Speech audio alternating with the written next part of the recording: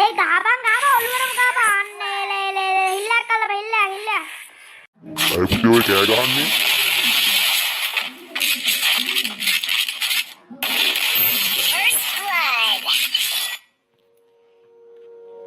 පුතා මොකද හැම වෙලාවෙම කම්පියුටර් එක බොබ්බ ඉන්නේ තාත්තර නෑනේ.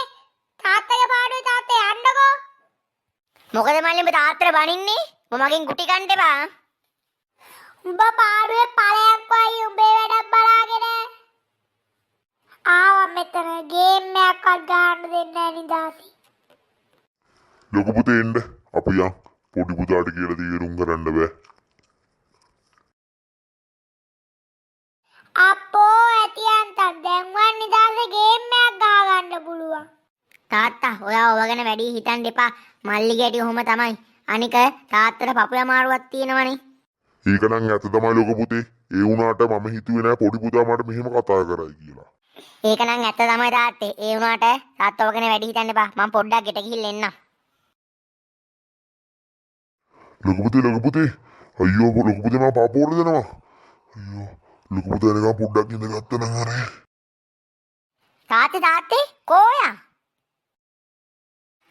තාත්තේ ඇයි මේ?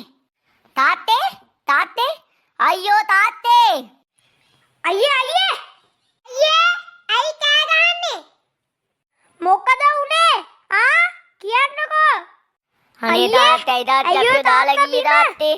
අපිට ඔයා විතරනේ හිටියේ තාත්තේ. අනේ ඇයි තාත්තා අපිව දාලා ගියේ තාත්තේ? අනේ තාත්තේ මර තමා වෙන්න මම හිතලා නෙවෙයි බෑන්නේ තාත්තා. අනේ බුදු තාත්තේ. දැක්ක නේද යාළුවනේ? දීමපෑන ගණනව කිරීම විපාකය. මේ වගේ අලුත් කතා බලන්න අපේ සබ්ස්ක්‍රයිබ් කරලා තියාගන්න අනිවාර්යයෙන්. තවත් කතාවකින් නැවත හමු. ඔයාලට සුබ දවසක්.